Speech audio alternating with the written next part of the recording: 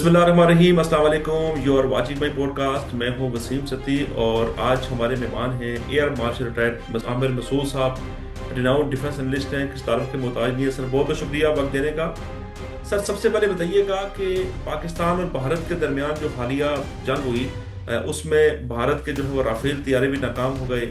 और ये वो राफेल तैयारे थे जिनका भारत में जो है पिछले कई सालों से चर्चा था। तो आपके ख्याल में, आपके नज़दीक इसकी क्या बड़ी वजह हो सकती है कि राफेल तैयारे जो है वो वहां पर नाकाम हो गए? बहुत शुक्रिया वसीम। बिस्मिल्लाहिर्रहमानिर्रहीम। देखिए, बहुत कुछ इस मौजू के मुताल्लिक कहा जा चुका है, बहुत डिस्कशंस हो चुकी हैं, बहुत सारे फैक्ट्स सामने आ चुके हैं और बहुत सारी फेक न्यूज़ भी सामने आ चुकी है जो इंडिया की तरफ से आप देखते रहे। मैं इसमें मुख्तसरन सिर्फ दो तीन चीजें कहना चाहूंगा कि जो थोड़े से कॉन्सेप्ट्स जो हैं उनको शायद क्लियर करने में आसानी हो और आसान तरीके से हमारे जितने नाजरीन हैं उनको भी समझने में हो। देखिए, राफेल, मैंने पहले भी कई दफा कहा है कि राफेल दुनिया के बेहतरीन तैयारों में से है। ठीक है। उसकी जो टेक्नोलॉजी है वो दुनिया के बेहतरीन टेक्नोलॉजीज में शामिल है, कटिंग एज टेक्नोलॉजी है। उसका जो स्पेक्ट्रा इलेक्ट्रॉनिक वॉरफेयर का स्वीट है, उसको भी अगर आप देखें तो बहुत बेहतरीन उनके जो वेपन्स हैं बीबीआर के और जो उनके मिसाइल्स हैं तमाम, ये दुनिया के अच्छे मतलब एक वेपन्स में शुमार होता है। तो ओवरऑल ये 4.5 जनरेशन एयरक्राफ्ट है, लेकिन इसके अंदर टेक्नोलॉजी वेपन्स के लिहाज से और इलेक्ट्रॉनिक वॉरफेयर के लिहाज से तकरीबन 5th जनरेशन की टेक्नोलॉजी है, एक्सेप्ट इस चीज का कि ये स्टेल्थ नहीं है। और इसकी जो एयर फ्रेम है या इसकी जो क्रॉस सेक्शन है रडार पे वो नजर आता है, लेकिन इतना बड़ा क्रॉस सेक्शन भी नहीं है। तो by all standards it's one of the best fighter jets जो कि अभी दुनिया में अवेलेबल है। तो उस लिहाज से अगर देखा जाए तो इंडिया को भी इस पे बड़ा इन्हसार था, इंडिया को इसके ऊपर बड़ी तवक्को थी कि जब हमारे ठीक। पास राफेल आ जाएंगे तो हम किसी किस्म का एडवेंचरिज्म कर सकेंगे पाकिस्तान के खिलाफ, और जो उन्होंने किया भी। और मोदी जो है पॉलिटिकल लीडरशिप, उनको भी इस पे बड़ा इन्हसार था कि इतना महंगा जब हम 8.59 बिलियन की डील करेंगे तो हमारे पास कम से कम एक फायर पावर आ जाएगी एयर प्लेटफॉर्म के तौर पे, जिससे हम अपने दुश्मन को जेर कर सकें। तो ऐसा हुआ।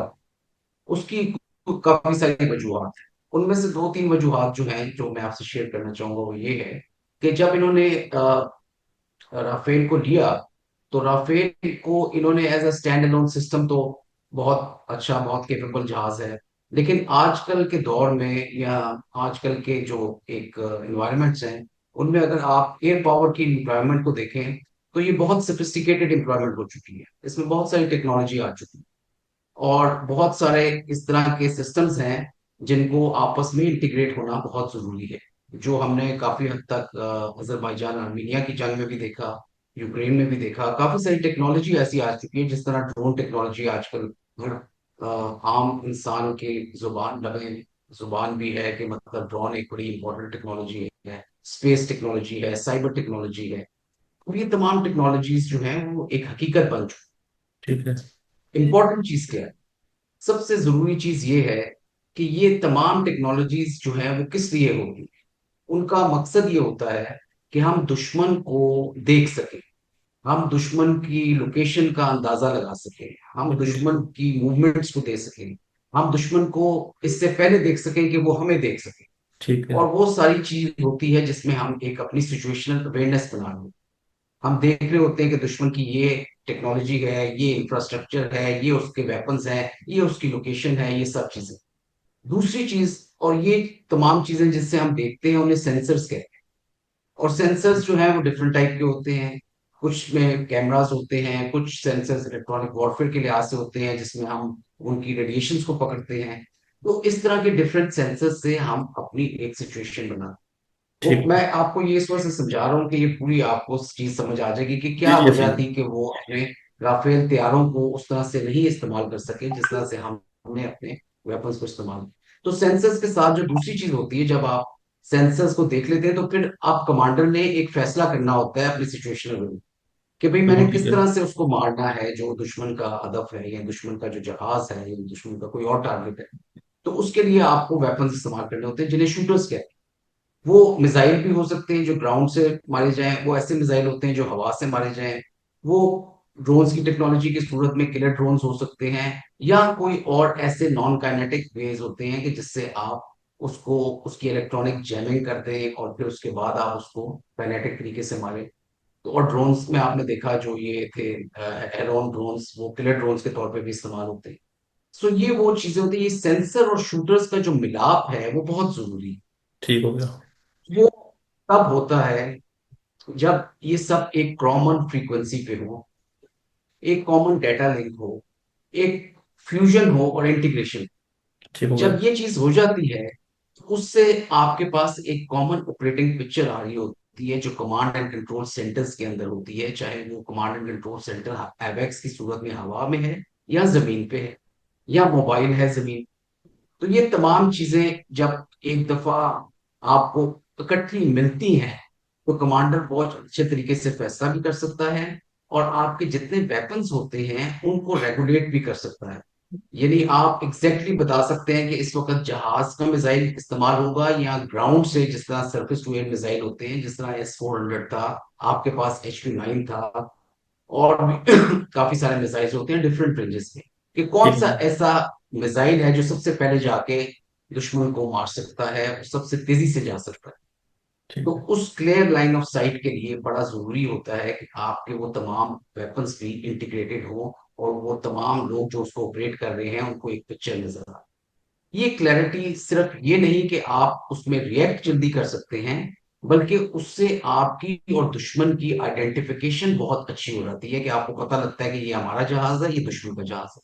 ठीक है। और ये चीज जब इस तरह का कॉन्फ्लिक्ट होता है जिसमें 130 140 जहाज होते हैं एक एयर स्पेस में, जो कि 100 या 150 किलोमीटर के के अंदर अंदर होती है, तो उसमें बहुत सारी सेचुरेशन हो जाती है। लेकिन जब ये इस तरह का सिस्टम हो जो कि इंटीग्रेटेड हो और जिसमें आपको एक कॉमन पिक्चर आ रही हो, तो आपको वो क्लैरिटी बेहतर होती है।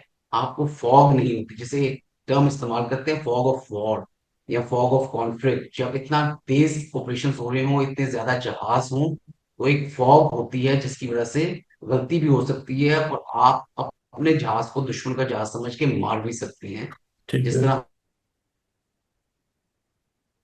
हमने पुलवामा में देखा कि उन्होंने अपना, हालांकि सिर्फ 25 या 30 मिनट का ऑपरेशन था, तो उसमें भी उन्होंने एक, और कोई बहुत सारे जहाज नहीं थे इस दफा, तो उसके मुकाबले में तकरीबन आप कह लें 3 गुना या 4 गुना ज्यादा जहाज थे। तो ये चीजें जो है ये सारी पीस टाइम में आप डेवलप करते हैं और उसकी फिर ट्रेनिंग हो, वो बहुत जरूरी है। ठीक है। जब आपने ये चीजें सारी इंटीग्रेट कर दी, इनको आपने कॉमन ऑपरेटिंग पिक्चर बना ली, तो आप फिर एक्सरसाइजेस करते हैं अपने, ट्रेनिंग करते हैं जिसमें आप 120 130 150 जहाजों को इस्तेमाल करते हैं और उसमें आपके कमांडर्स कुछ प्रैक्टिकल लेवल पे जो कि हिस्सा ले रहे होते हैं, कुछ स्ट्रेटेजिक ऑपरेशनल लेवल पे जो कि कमांड एंड कंट्रोल सेंटर में होते हैं, वो फैसले करते हैं और ठीक है। उन फैसलों से फिर एक्शंस लिए जाते हैं और शूटिंग होती है एनिमी। तो इस सब सिनेरियो को जो आपके सामने मैंने पेश किया, उसकी ट्रेनिंग भी बहुत जरूरी है। तो पाकिस्तान एयरफोर्स अल्हम्दुलिल्लाह पिछले सालों में इसने ना सिर्फ ये कि वेपन अच्छे जहाज लिए, टेक्नोलॉजी अच्छी दी और उनको आपस में इंटीग्रेट किया अच्छे तरीके से एक कॉमन डेटा लिंक के थ्रू, और वो हमारी इंडिजिनस मेहनत थी, ये नहीं था कि हमने कहीं से वो इम्पोर्ट किया। वो हमने, हमारे इंजीनियर्स ने, हमारे पायलट्स ने बैठ के उसकी तमाम जो एप्लीकेशंस हैं उसको डेवलप किया और उसको फिर अपने सिस्टम में इंटीग्रेट किया, ताकि हमारे जितने रेडार्स हैं, जितने हमारे प्लेटफॉर्म्स हैं, फाइटर जेट्स हैं, हमारे जो कमांड एंड कंट्रोल सेंटर्स हैं, वो सारे एक ही पिक्चर दिखे ठीक है। और उनकी क्लैरिटी जो है और उनकी विजिबिलिटी अच्छी है। जब ये हो गई उसके बाद हमने इसकी सिंथेटिक ट्रेनिंग के लिए टूल्स बनाए, जो ठीक हमने है। कुछ इंपोर्ट किए, कुछ खुद डेवलप किए, ताकि हमारे पास वो ट्रेनिंग हो सके। जो हमने चीज हवा में प्रैक्टिस करनी है, ग्राउंड पे भी हम उसको बारहा और बेशतर मौके पे उसकी हम मतलब ट्रेनिंग कर सकें अपने पायलट्स को, अपने कॉम्बैट क्रू जिनमें एयर डिफेंस कंट्रोलर्स भी होते हैं, उन सबको वो ट्रेनिंग दे सकें। और उसकी जब ट्रेनिंग आपकी अच्छी होगी ग्राउंड पे, तो उतनी आसानी के साथ आप एयर में प्रैक्टिस कर सकते हैं। अगर कॉन्टिजेंसी होती है तो वो आप मिशन ऐसे फ्लाई करेंगे जैसे आप एक रेगुलर मिशन फ्लाई। ठीक है। This is what exactly happened on the night of 6th and 7th